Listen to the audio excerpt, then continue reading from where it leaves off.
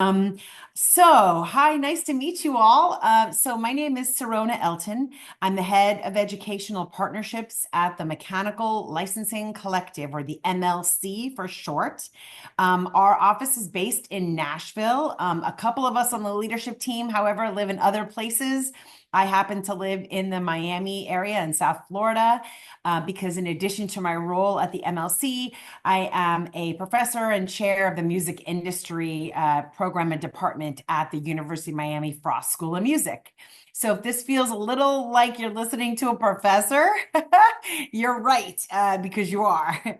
So the way this will work is I have a presentation for you. I have found over the last several years that explaining how this works, how monetization works, is best done with the help of some visual aids. But then at about 45 minutes after, we will stop and be finished with that presentation and take your questions. All right, so I'm going to go ahead now and share my screen and jump on in. So please do hold your questions till the end if you can. That way we will stay on track with time. So we're going to be talking a bit about monetizing your music in not in every possible way. We're going to focus in on a couple of key ways and key activities that you need to do to collect your money. I apologize ahead of time for my very noisy cat who has decided that he would like to join us and participate in this session. All right, so let's jump in. Before we talk about some of the different ways music is monetized and the ways that you get paid as a writer, I want to make sure that everyone's crystal clear on this difference.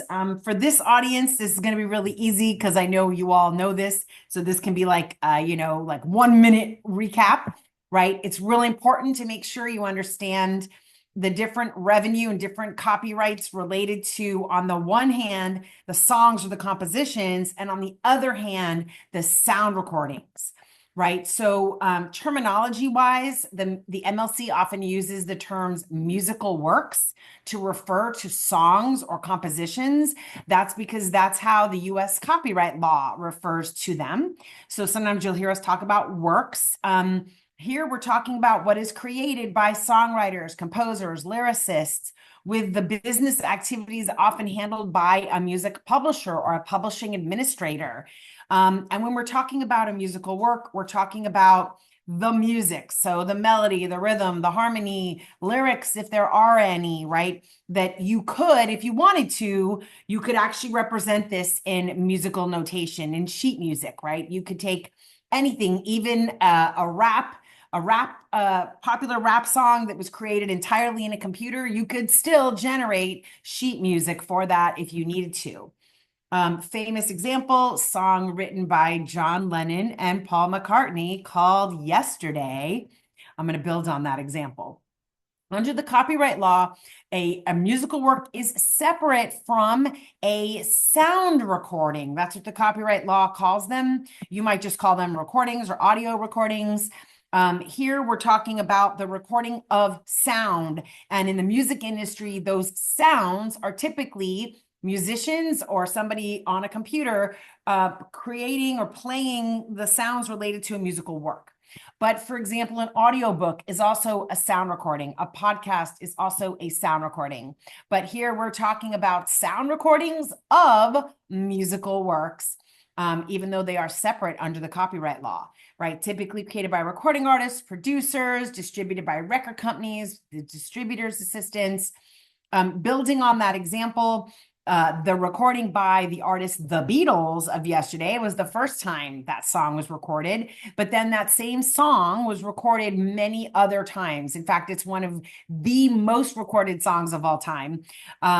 Artists like Elvis Presley, Aretha Franklin, Frank Sinatra, En Vogue, Boyz II Men, huge list of people, maybe even some of you have made recordings of that song called Yesterday. So these are separate under the copyright law.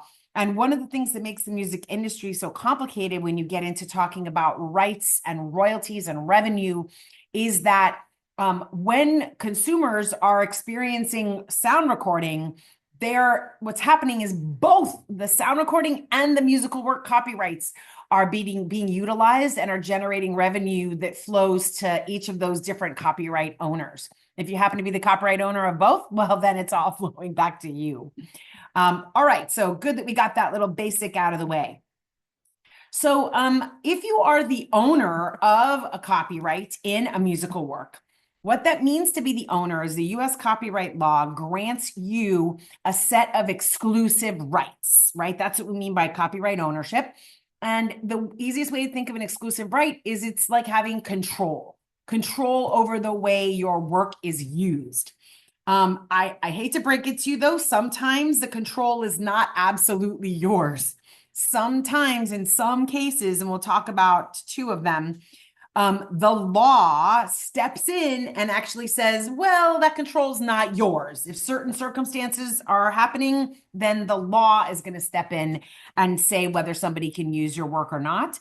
But other than those exceptions, generally ownership means control. And that control is written in 5 different rights that are the exclusive rights of the owner of a musical work or a composition copyright. That is the right to control when that work is reproduced, when it's distributed, when it's publicly performed, when it might be publicly displayed, or when any derivative works are created using that original work. Now, we could spend well over an hour breaking down each of these, but we're going to go through this lightning fast just to give you a little bit of context, right? A fun exercise that I sometimes can do with students is say, hey, tell me an example of how a person might experience music, and I'll tell you what rights were involved, right? So they might say on the radio, on a streaming service, in a nightclub, at a concert hall, right? And I could tie those back to which different rights were involved in that usage, right? And that is the music industry in many ways. So just to help you understand a little bit from a terminology perspective, especially with respect to mechanical royalties, we're going to talk not exclusively about that, but mainly about that, right? I'm here from the MLC after all. Some examples that just to give you a sense of how these rights get used, some examples of reproduction and distribution of a musical work would be in sheet music, for example. When sheet music is sold, that's an example of a reproduction and distribution of that musical work in sheet music. But then here's 3 other examples, and note that these 3 are actually in a different color for a reason. So examples would be taking that musical work, making a sound recording of it, and then making that sound recording of that musical work available in physical form like CDs or vinyl records, right? Or as an interactive stream or as a download. So I'm going to take a terminology timeout, I call them, and define what I mean by interactive stream. So you're all music industry insiders. Maybe you know this already. There are 2 different kinds of streaming. And we care a lot about which kind we're talking about because the rights involved and the flow of revenue and the permissions needed are different for these 2 different kinds of streaming. So the first kind is interactive streaming. The copyright law uses that language, interactive streaming. You might think of it as on-demand streaming. It's a streaming scenario where you as the user of that streaming service are in charge of what you're going to listen to or watch, right? You could go on Spotify, you could go on Apple Music, you could go and find your favorite track and press play. You are in charge of what you're listening to, right? That is different from what we call non-interactive streaming. Non-interactive streaming is like digital radio, or the kind of service where you could perhaps put on a certain playlist or pick a channel or a station, and then it would play. And maybe you can skip if you're not happy with what they're playing. You could skip to the next song or not. But that's what we call non-interactive streaming, because you are not in charge of exactly what track is going to play next, right? Somebody else has programmed that list and you are just listening to that list, streaming it, but you're not in charge of what exactly is going to play. So interactive streaming, non-interactive streaming involve different rights under the copyright law and have different flows of money. So in terms of a reproduction and a distribution, that interactive stream, that on-demand stream, under the law, we consider that to involve a reproduction and a distribution. And you know what a download is probably, right? So when we use the term in the industry of mechanicals in the US, when we talk about mechanical royalties, mechanical licensing, we are talking about these specific uses of music. That song being recorded as an audio recording, just a sound recording, and then that being available on physical products like CDs and vinyl, being available as an interactive stream or as a download. The MLC is actually involved in a subset of these where we are focused only on collecting and paying out for interactive streams and downloads, not for physical products.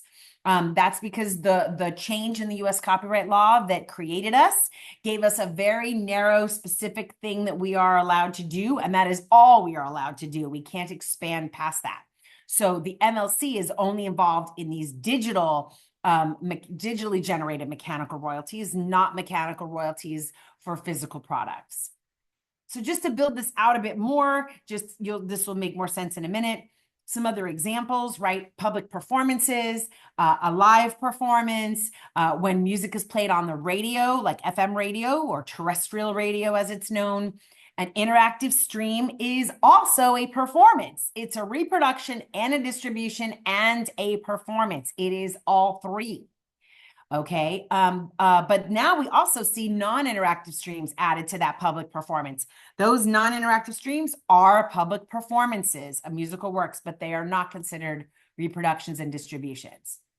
Building out a little bit more, public display. I bet you were thinking, like, how's she going to come up with an example of a public display of a song? Well, putting lyrics up on a billboard or showing lyrics across a karaoke screen, for example, would be examples of public display. And then derivative uses, oh, there's so many, right?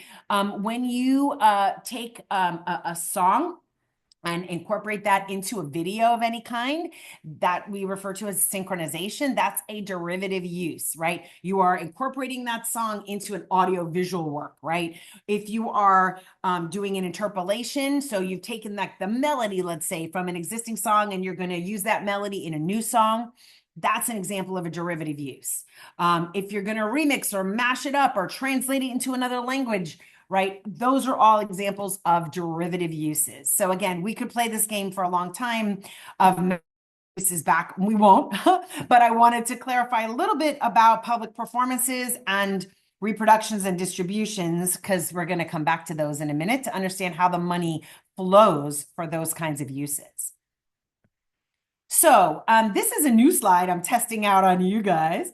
Understanding how the money flows. So sometimes the way money flows in the music industry, monetization of your musical work, for example, or your sound recording, is that the copyright owner or the party that is basically charged with administering, in other words, handling all the business aspects of that work, they might enter into some kind of contract, or a license is essentially a form of contract.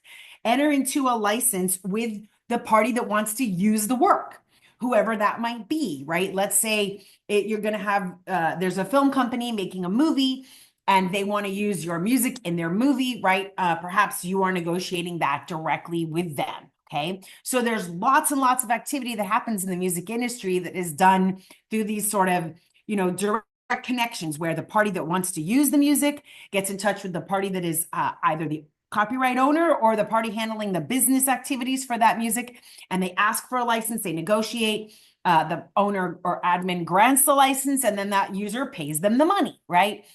It's really just sort of a two-party transaction, if you will. And those are pretty straightforward to understand where the money's coming from. It's coming from the party you entered in the contract with. And so in this flow of money, right, that user pays the owner.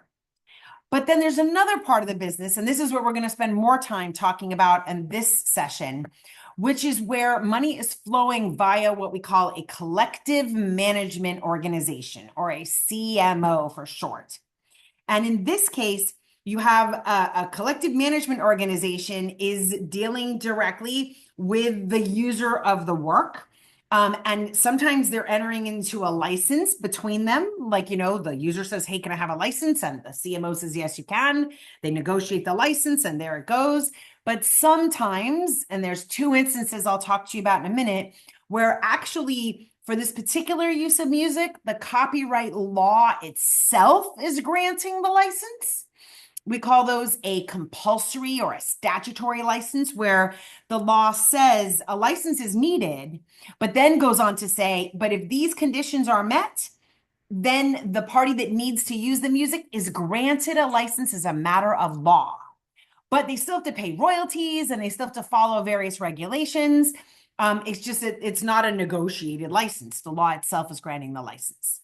So you have a combination of these kind of, voluntary licenses and compulsory licenses that are happening in the industry. And in both of those instances, for certain uses of music we're going to talk about, you have this collective management organization that is working with that user to make sure either they're granting the license or they followed the rules to entitle them to the license, and they are collecting the money from that user. That money is going to that collective management organization. And then the rights holders of that work, the copyright owner, the copyright administrator, they get paid not by the user of the work, they get paid by that CMO. But that only happens if that copyright owner or administrator has proactively registered their claim, as in, hey, 50% of that is mine, to that CMO. Otherwise, you don't get paid. Right? So you're not a part, if you are the owner, you're not a part of that negotiation. You're not a part of setting that, but that money will flow to you from the CMO if you have correctly signed up to claim your share of the money with that CMO. All right. So this is the different way that money flows in the industry. So there's a diagram I'm going to walk you through that helps explain this CMO money.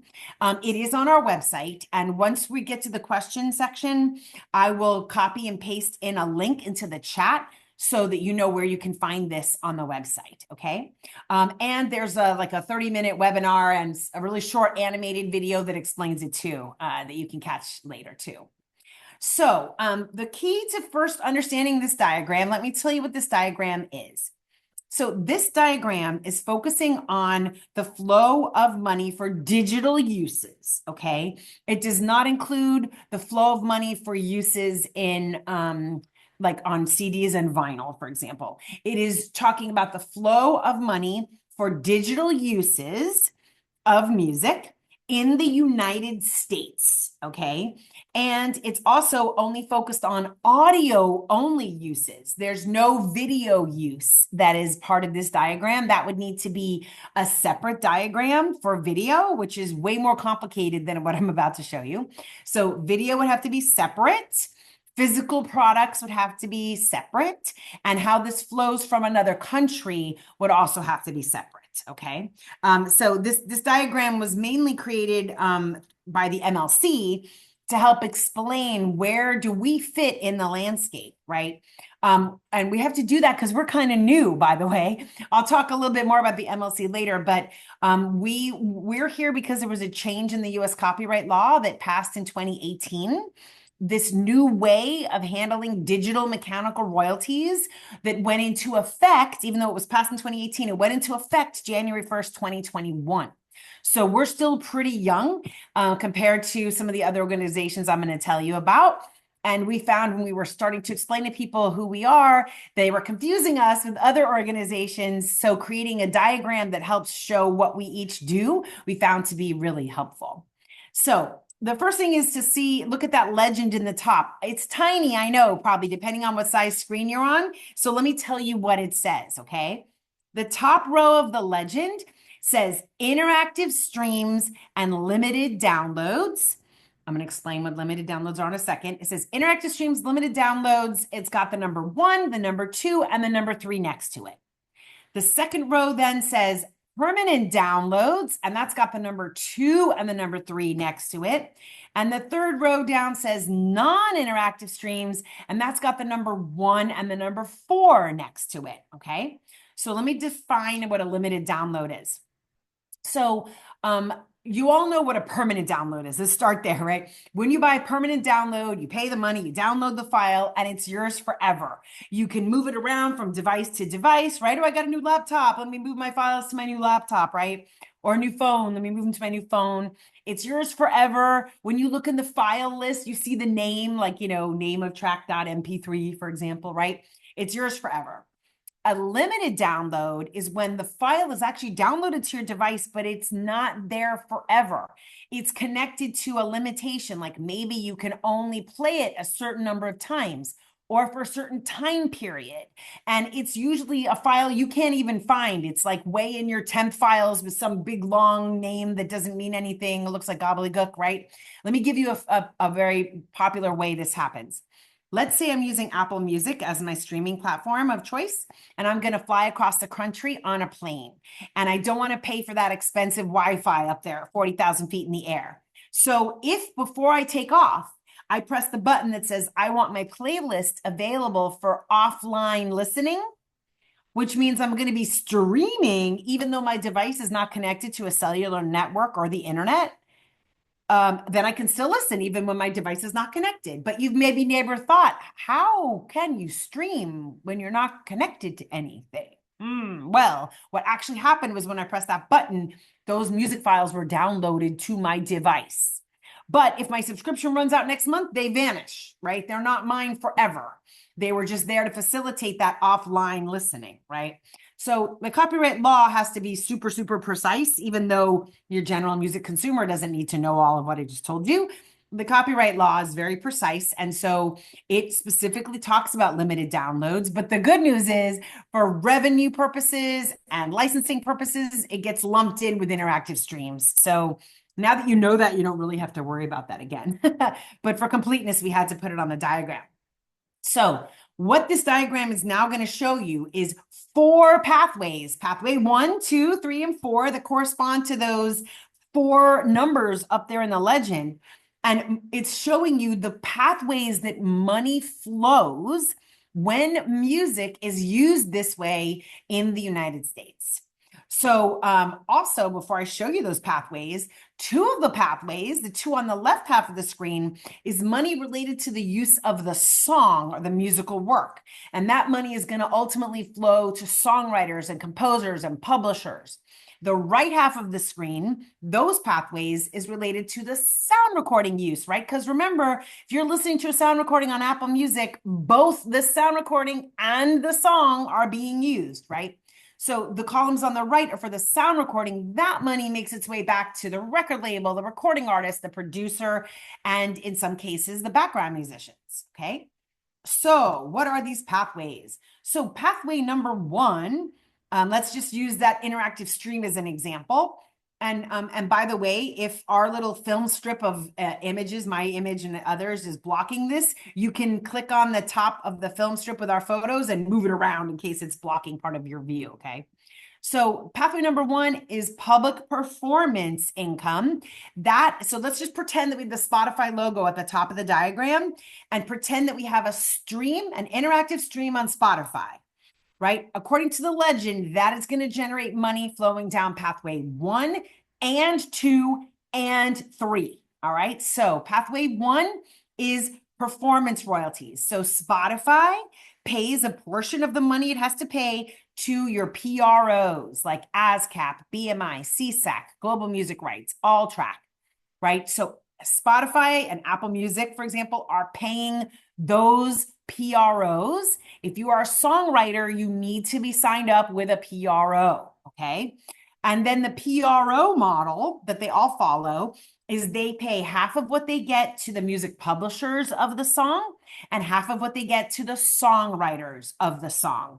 And if you are both the songwriter and the publisher, right, then you're getting both of those shares, as we like to refer to them.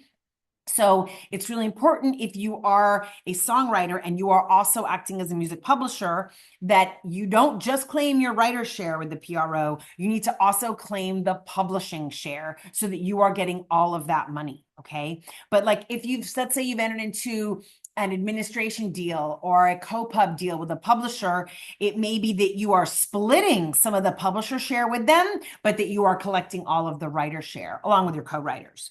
So that stream on Spotify, one of the flows of money is down that PRO pathway number one. The second flow of money is because that interactive stream also generates mechanical royalties. That flows down pathway number two. Generally, that is coming to the MLC, although some of the bigger publishers do have direct deals with like Spotify. They get paid directly by Spotify, but the majority of that money is flowing through the MLC. Since 2021, we are getting very close to hitting the $3 billion mark of what we have been paid and we're paying out. So it's much of the money is flowing through us. So Spotify, in addition to what it pays the PROs, it pays the MLC, the mechanical royalty for that interactive stream. And now the model below the MLC looks different if you're paying really close attention to the model under the PROs.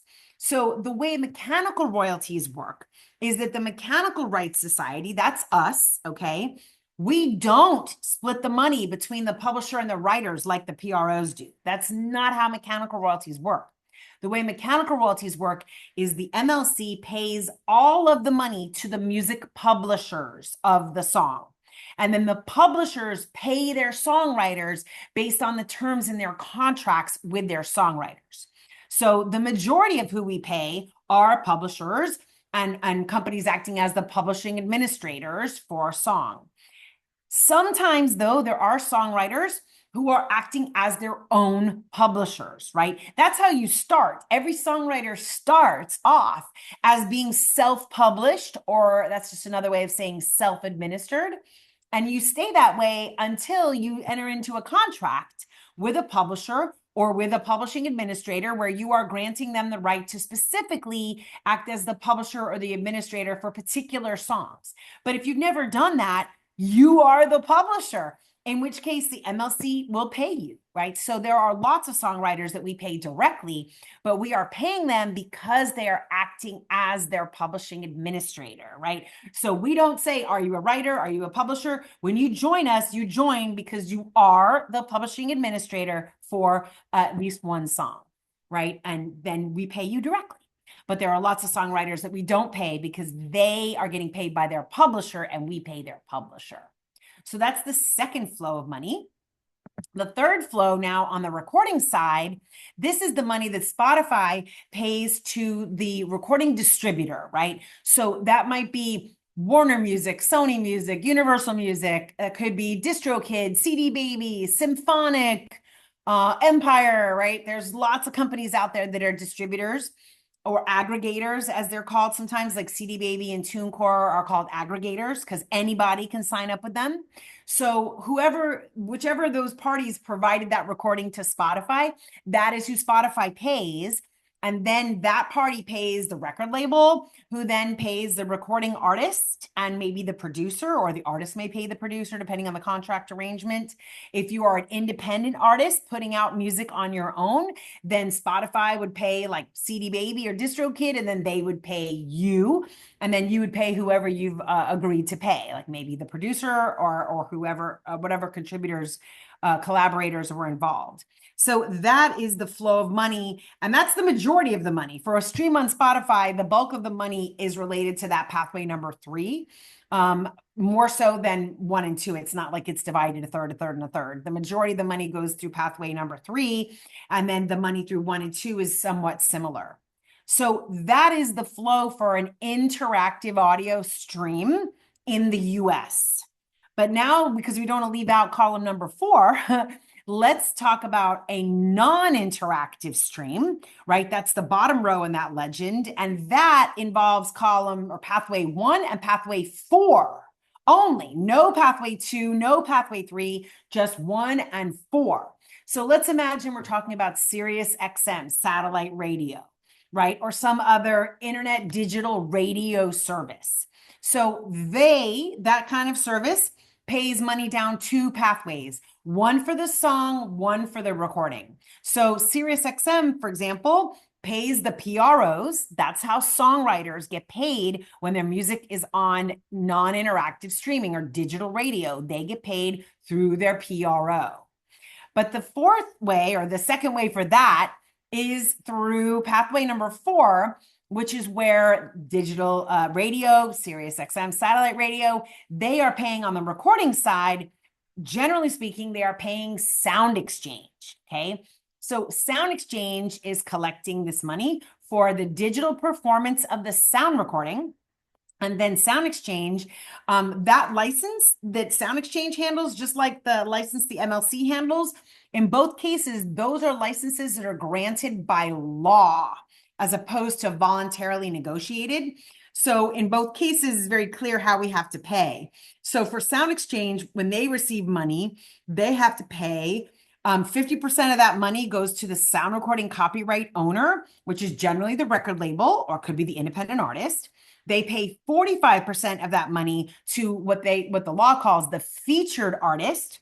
So that's the artist who, when you look at the track and you have the artist name, it's the featured artist. Sometimes the name, if they're like a guest, might be in the track title. So for example, Taylor Swift did a track featuring Post Malone.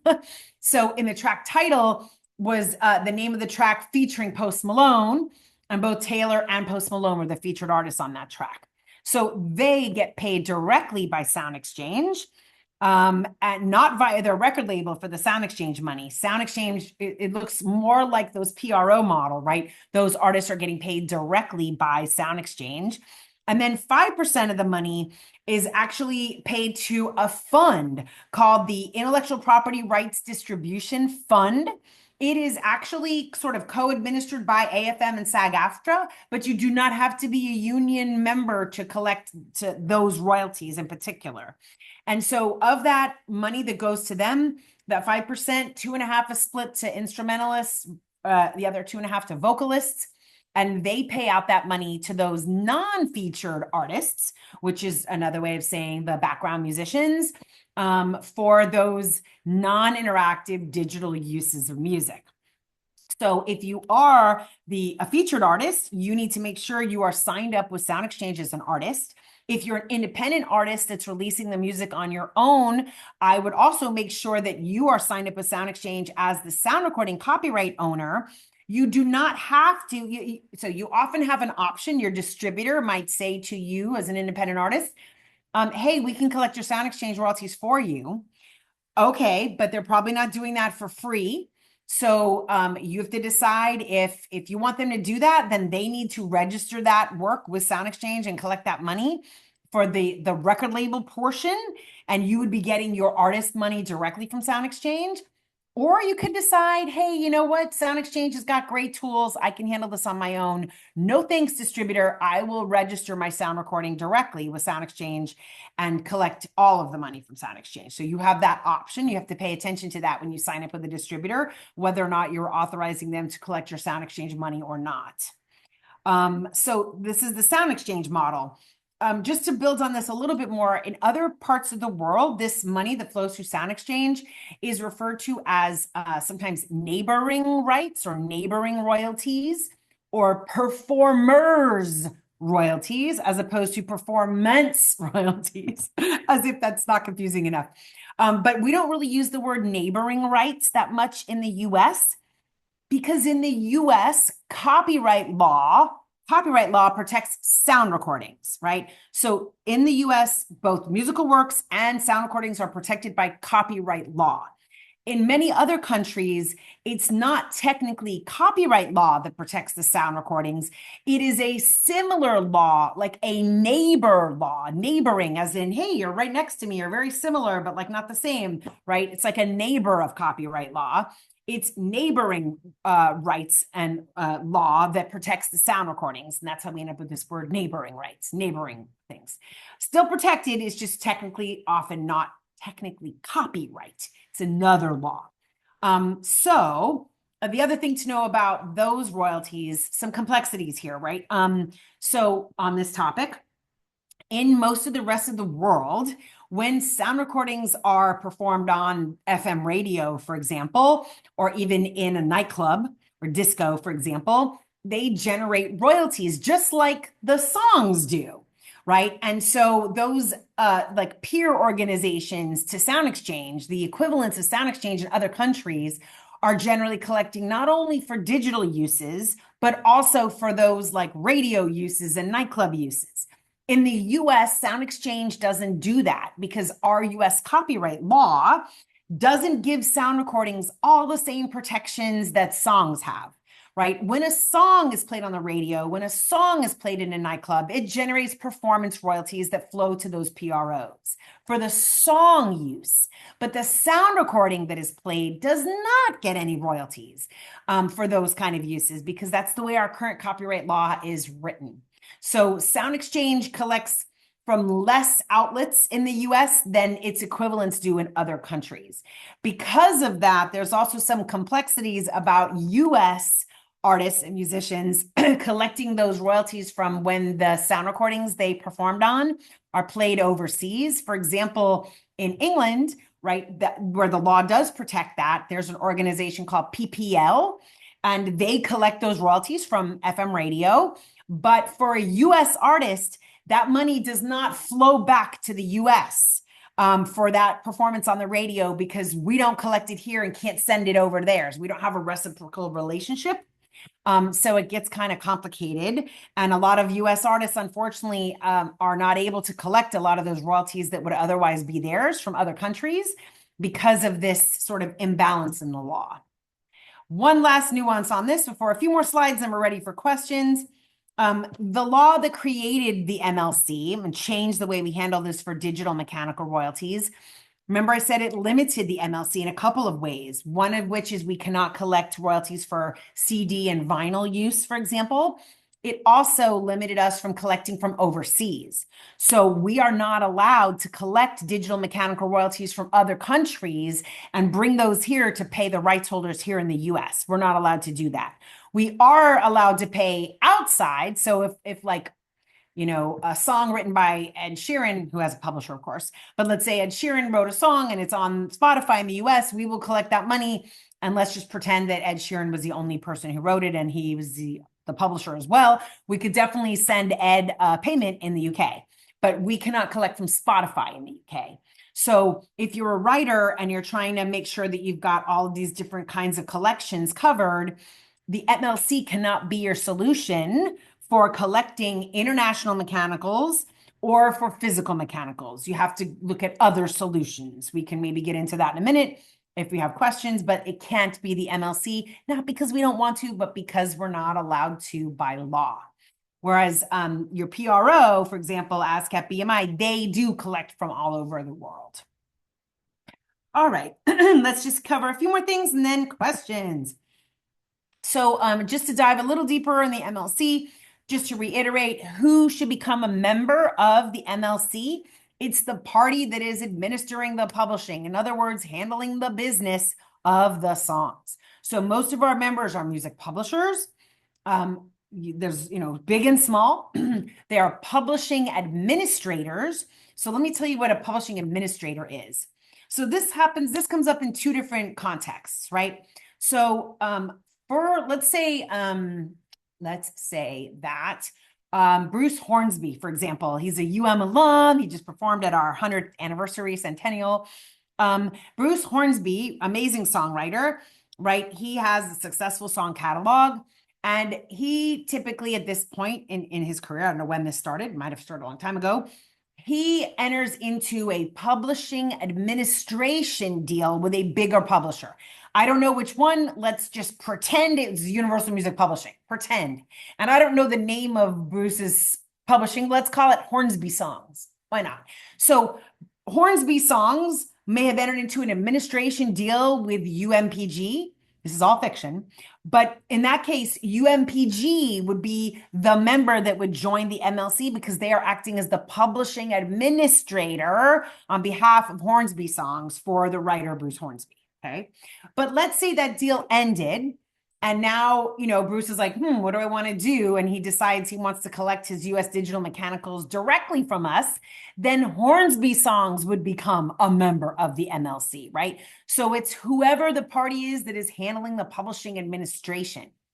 Over time, some of the companies that work with independent recording artists, like CD Baby, like TuneCore, they have realized that a lot of those independent recording artists that they distribute their recordings for are also songwriters, and that many of them don't have a publishing deal or a publishing administration deal and are in need of publishing administration services. So some of those companies have expanded their offerings beyond just digital distribution of the sound recordings to also say, hey, if you are actually a co-writer of this song you recorded, if you need publishing administration services, you can sign up with us for that too.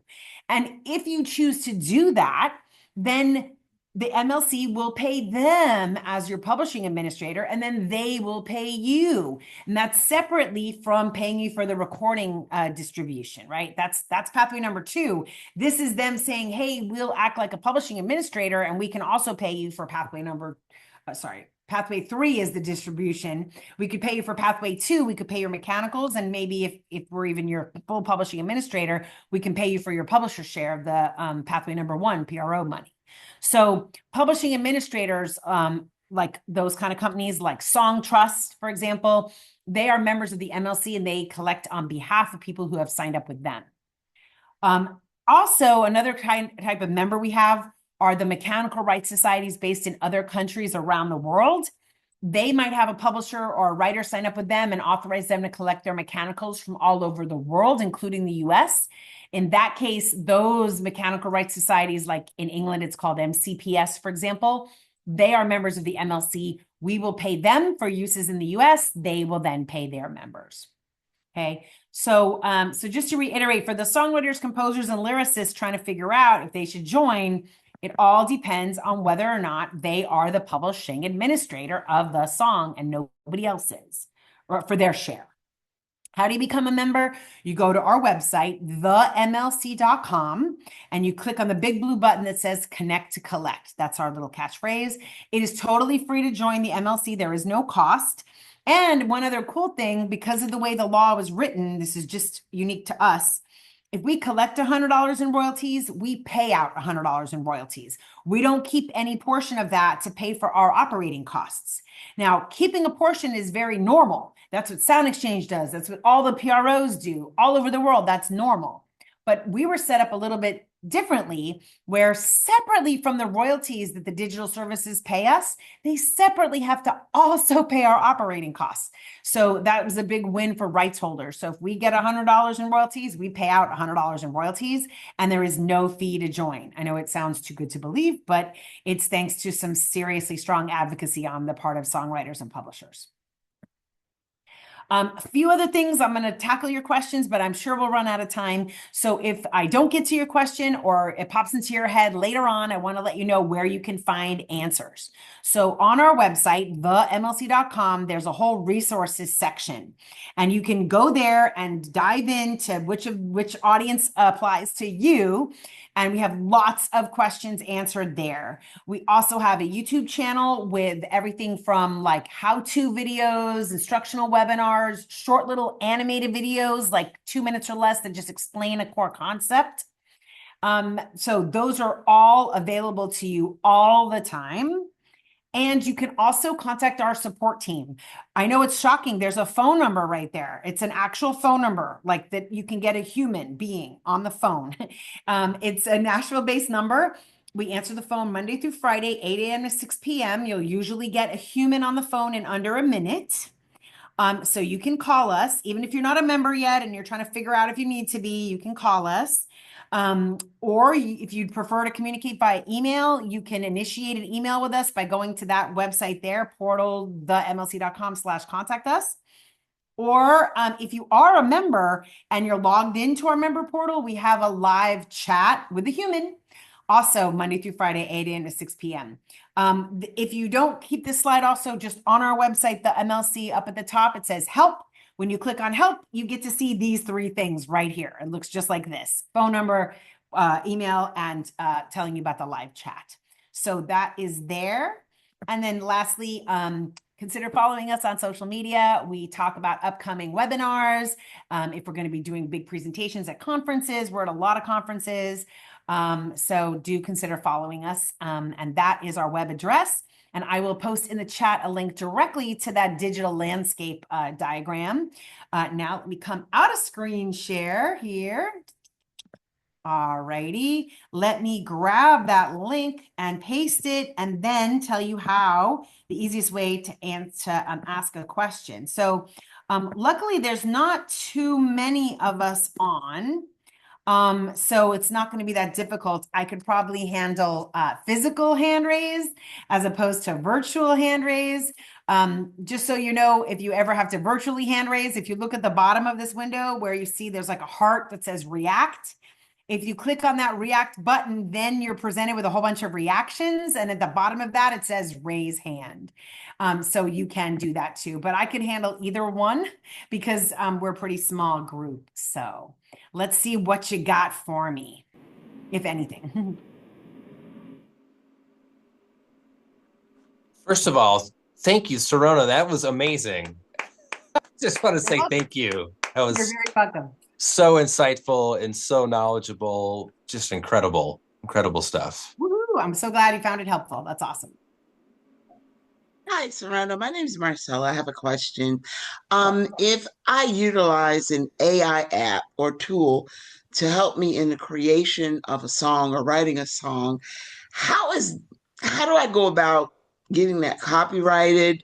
What's the best path to take as far as making sure I get those publishing rights and copyrights? Right. So, so to answer that, and it's I suppose a good thing that I am a professor because this is sort of only partially in the MLC's wheelhouse. So, the Copyright Office has given some guidance, and there's been even a legal decision on this point. If you have a song or a sound recording that is created entirely by AI, where all you did was just give it prompts, like write me a love song about this. Oh, I don't like it. Make it more like this, less like that. If all you did was give it prompts, then the output of that is not protectable by copyright, and it's also not entitled to performance or mechanical royalties. If, however, you collaborated with an AI tool and you contributed as a human, and this is like the Copyright Office looks at this on a case-by-case basis, but I can just give you some broad ideas, right?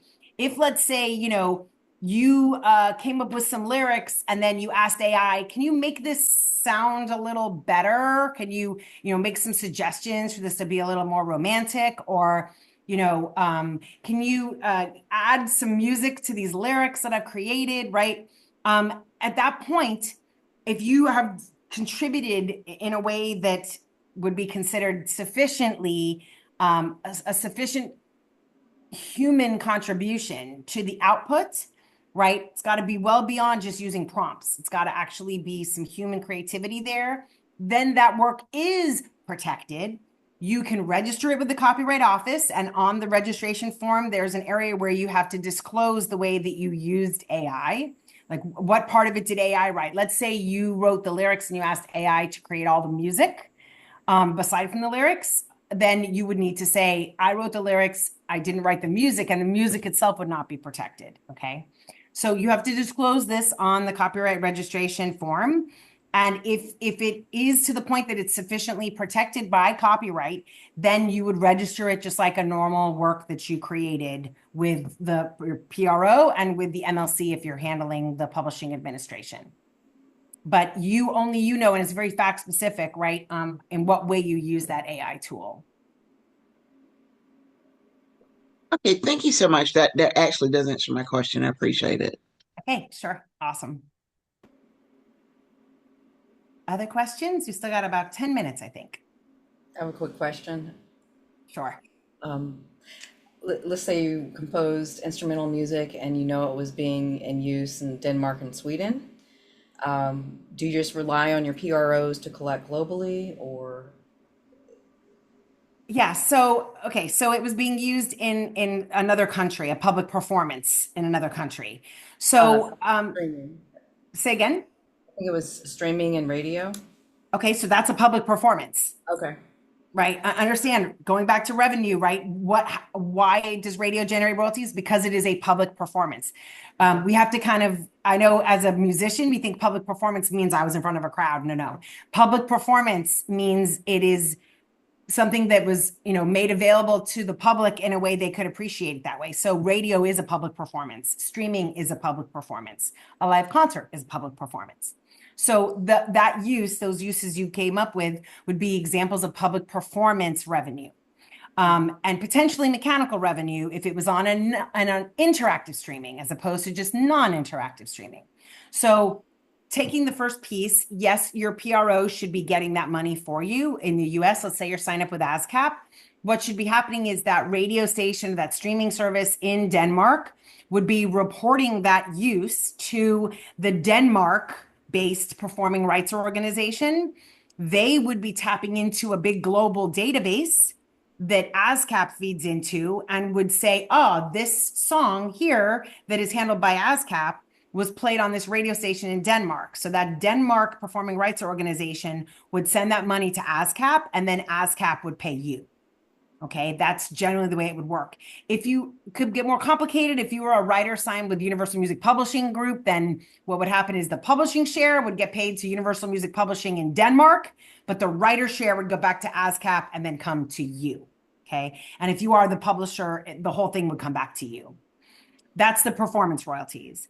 The mechanical royalties, though, if it was used on an interactive streaming service, what would happen is in Denmark, the Spotify Denmark, for example, would pay the mechanical royalties to the Mechanical Rights Society in Denmark, except that they would not have it registered with them unless you've taken proactive steps to do that. The MLC cannot collect that for you, as I said, right? So you would have to have you have a couple of options. The one that is like perhaps the most difficult would be going around to all of those mechanical rights societies all over the world, like whatever is in Denmark, and registering, becoming a member of that society in that country and registering with them directly. Okay, that's difficult, right? Lots of different languages, different countries. That's the most complicated, pretty almost to the point of like, no, thank you.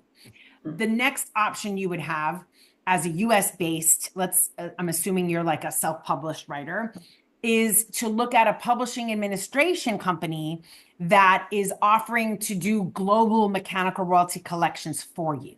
So for example, you might decide you want to look at Song Trust. And if they are saying we can collect your mechanical royalties from all over the world, then if you signed up with Song Trust and authorize them to do that, they would register that song with the Mechanical Rights Society in Denmark. So that when that society gets that money in Denmark, they look in their database, they say, we have to pay Song Trust, and then Song Trust would pay you. Right. So that's unfortunately that money can't flow back to the MLC like it does flow back to ASCAP for the performance royalties. You would have to proactively either sign up with all those mechanical rights societies, sign up with, let's say, an organization here in the US that's offering global collection. Or there's one third option that's relatively that I'm still exploring so that I can write a frequently asked questions answer to it on our website. So some of the mechanical rights societies in other parts of the world are very happy to have you, even if you're US based, sign up with them to collect from all over the world other than the US. So for example, you're based in the US, you could decide you're going to sign up with the MLC directly to collect your US digital mechanicals, but you're going to join MCPS in England and authorize them to collect your mechanicals from everywhere else in the world except the US. And if you did that, then that society in England would register with the society in Denmark. So the Denmark Mechanical Rights Society would get that money from Spotify in Denmark. They would then send that money to MCPS in England, and then MCPS would pay you. So that's another option in that, like if you sign up with Song Trust or some of those US-based publishing administration companies, many of them won't let you separate the US out. They're like, it's the whole world or none at all, which may be something you want to do. So you could do that. Or if you prefer, you want to have your US separate from everywhere else, you could do MLC for US and sign up with whatever entity will say, sure, we'll do rest of world for you. And I know for sure that MCPS is willing to do that. Awesome. Complicated. It's so, Um, Yeah, I'm also seeing some questions in the chat too, which I can look at, but I think if I have another verbal one. I was just going to ask, how fluid is the body, the various laws that, how fluid are the laws that are controlling all these things? You mentioned the MLC came into existence through the 2018 law. So, I mean, we hear a lot about AI and trying to figure out how to manage that, but are the laws that you've been describing and the situations, are they expected to change, or is this a pretty firm structure? It's pretty firm. The copyright law doesn't change very often. It really doesn't, does not change very often at all. I think right now we're trying to figure out if we even need a change to copyright law for AI. That's a question, you know, that I think I've seen recommendations, and you should, if you're interested in this, the Copyright Office has issued a 3-part report. And one part of that report talks about whether copyright law, currently, as it's written today, provides sufficient protection for the works that copyright law protects. And I believe their analysis said that, yes, it does. But there's a separate set of protections that are have active, like proposed legislation, which is actually not about copyright. It's about protecting individuals' name, image, and likeness, including their voice, from AI replicas. That's not copyright law. That's a different set of laws. And those are, you know, there are proposals for that on the table right now. But generally, everything else that I've described to you is not very fluid. It's really quite, you know, set. I mean, anything could change, but it takes a lot to get a law passed, you know, and rarely do we change the copyright law because those laws don't tend to get passed unless every single party who's involved is all on board, like they were for the Music Monetization Act. If there's disagreements between, like, if the digital services and the publishers don't agree, or the publishers and the labels don't agree, law does not get passed, right? It's only when we all come together, which doesn't happen all that often. So no, the laws are, I would say they're not very fluid in this space. I think that what we're looking at is about potential changes needed to the laws to protect name, image, and likeness, because we don't have federal law for that now. Currently, that's just protected by a patchwork of state laws. Whereas copyright law is federal, is solid. And I think what I remember reading was saying that, you know, while there's questions and there's some big lawsuits having to do with the use of copyrighted work in training AI models, whether that is or is not fair use, the current position is not that the law needs to change by most content holders. Although there may be some others out there who are like, get rid of all the IP law. And most of us on the content side are like, absolutely not. So that's fun to watch. Fun is one word. Terrifying is another. So yeah, so these are pretty stable. These are pretty stable. Thank you. You're welcome. I do see a question in the chat from Giancarlo. If I record and publish a personal arrangement of a popular song, would I run into copyright issues? Yes. Also, would the same apply if I performed it during a live stream? It would be the track instrumentals with solo improv. Okay, so here's where this gets into like some grayish area, okay? And I'll try and explain the grayish area, and I'm not providing you with legal advice here, okay? Not providing legal advice, and I'm putting on my professor hat because this question, like the last several, have nothing to do with the MLC. So if you want to make an arrangement, and by that I mean, like, you know, you're not messing with the melody, the fundamental structure of a song. Let's say, you know, it was recorded in a very upbeat way. You're going to slow it down a little bit, mess with the style a bit, but keeping the melody and the chorus and the verses and the lyrics and everything else the same. Or let's say you're going to take the lyrics out and you're just going to do an instrumental version, but you're still holding true. You're not like adding in some bridge that wasn't there, right? If you're really doing what we consider a cover record, which the copyright law does not define that, okay? But the copyright law says that you are entitled to a compulsory mechanical license, meaning you don't have to go like ask for permission. You get one as a matter of law If you're making where you have made an arrangement only sufficient to like to modify the style, but you cannot alter the melody or all the fundamentals of the piece. If you are making a recording of that, then you can put that out there, release it to streaming services. And like, let's say you get it up on Spotify, make sure when you submit that to your distributor and it lists the writer's names, you are not a writer of that, my friend. The people who wrote it, let's say you're doing a slightly different arrangement of Yesterday for oboe or something.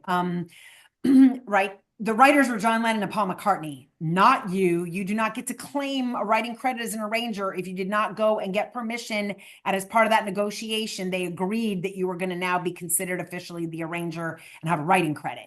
If that did not happen, then the writers of your arrangement for oboe is John Lennon and Paul McCartney. That is who you should submit in the writer field when you submit that to your distributor. It'll be up on Spotify. Spotify will report those mechanical royalties to ASCAP and BMI, who will pay John Lennon and Paul McCartney. They will report those mechanical royalties to the MLC. We will pay the publishers for John Lennon's estate and Paul McCartney, and you're good. Okay. The royalties get paid. Now, if you want to put that out on physical copies, like you want to sell vinyl, you will have to get a mechanical license from the publishers of that original song. Okay. And you'll have to pay them those mechanical royalties directly. And then here's where it gets more complicated. If you want to start trying to sell sheet music of your arrangement, that is not happening without you going to ask for a voluntary license. You might be able to get one of those through like Hal Leonard or Sona. You could go and apply for a custom arrangement license and work that out with them and pay that fee. And let's say you're going to just perform it live, but you've taken a popular rap song and you've arranged it for orchestra. And so now you're going to be giving sheet music to 80 people on that stage of that arrangement. You better get a custom arrangement license, which can include the right to publicly perform it and print out sheet music for those 80 musicians, or else you're going to get in trouble with the print music publishers for not having done that. So the use, see how my answer depends on the use. Like if you just want to put it on a streaming service, here's the answer. If you want to put it on CD or vinyl, it's a slightly different answer. You want to now like have like a whole big ensemble perform it, it's another answer. If it's just you performing it somewhere on your oboe and that's one copy of the sheet music, you probably won't get into trouble. To be absolutely safe, buy a copy of it and don't use it then, but at least you have sent sheet music purchase money to the owner of the original, at least. That's where it can get kind of hairy and where like what people do may not technically be legally okay. So I can't sit here and tell you to do something that's not technically legally okay. So that's my vague lawyer answer.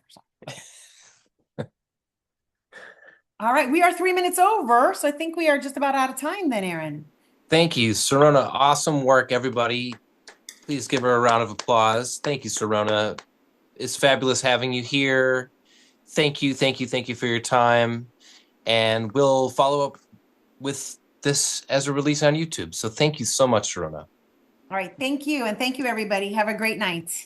You too. Bye now. Bye-bye.